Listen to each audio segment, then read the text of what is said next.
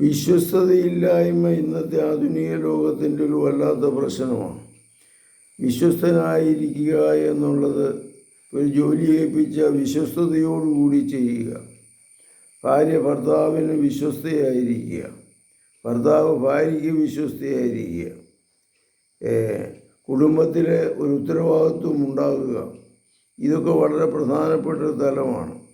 ഇങ്ങനെ ഇത് രോഗം പോലെയായിട്ട് പലപ്പോഴും മാറാറുണ്ട്. എവിടെ ചെന്നാലും 10 പണം കിട്ടാൻ വേണ്ടിയിട്ടുള്ള പരക്കം പാച്ചിലാണെങ്കിൽ പരാജയപ്പെടും. കർത്താവേ, ഞങ്ങളുടെ ജീവിതത്തെ അങ്ങയുടെ സന്നിധിയിൽ സമർപ്പിക്കുന്നു.